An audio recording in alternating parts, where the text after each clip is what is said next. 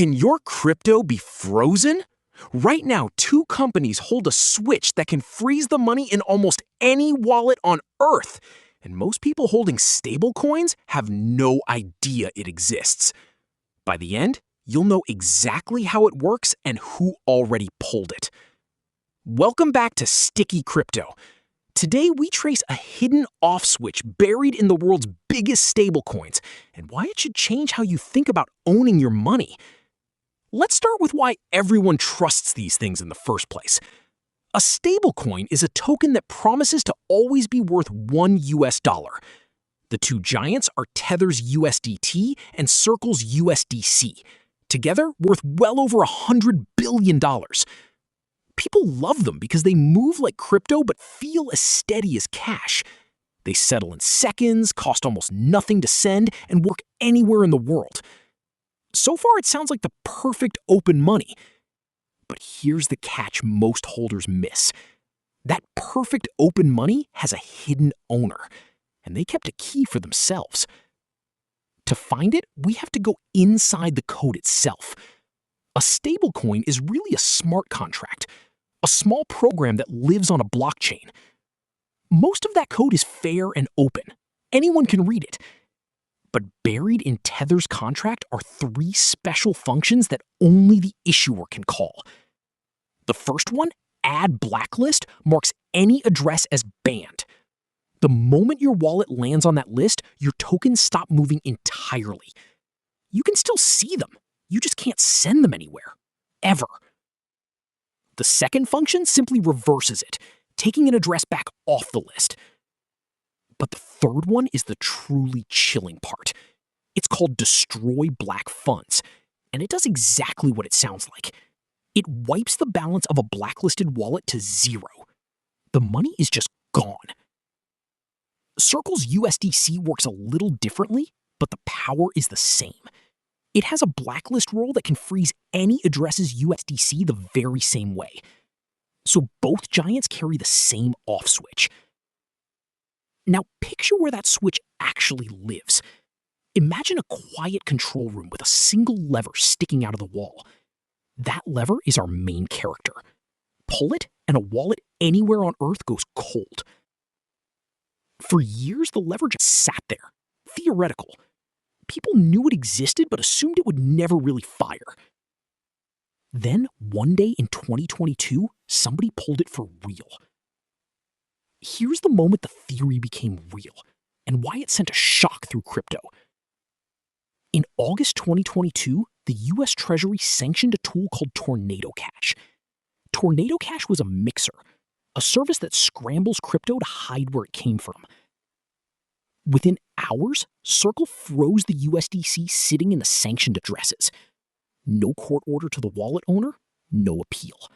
The balance simply stopped moving. This was the day code is law collided head-on with comply or die. Remember that lever we opened with? This was the first time the whole world watched it fire. And once people knew it could fire, the obvious question was, how often does it? The answer is, far more than you'd think.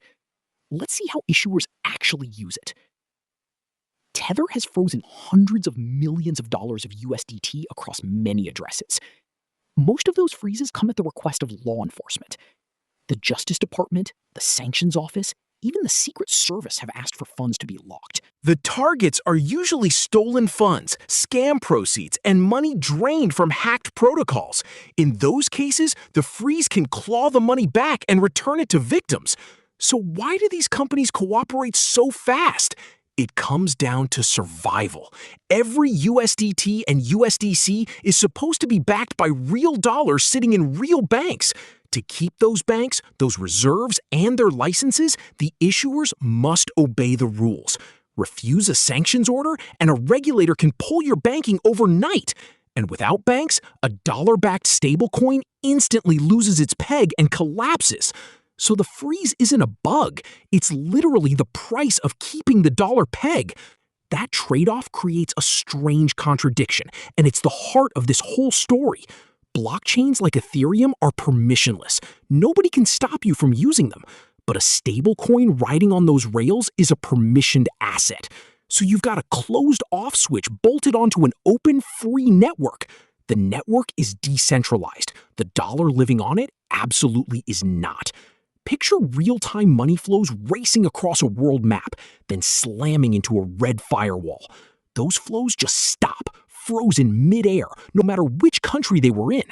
This is the pattern hiding in plain sight. Centralized control quietly riding decentralized rails. Which brings us to the part that matters most for you personally. You've probably heard, not your keys, not your coins. Self-custody is supposed to mean total control. Here's the uncomfortable truth. Your private keys do not protect you from a blacklist. You can hold your own keys, store them on a hardware wallet, never trust an exchange, and it makes no difference at all. The issuer can still flip the switch on your address. Watch what happens to a single wallet the moment the switch is pulled. It turns to stone. The coins are still visibly inside, but completely locked in place. No password, no seed phrase, no recovery trick on earth will unlock it. That's the part that reframes the whole ownership idea we sell ourselves in crypto. With a centralized stablecoin, you don't truly own the dollar. You hold a permission to use it.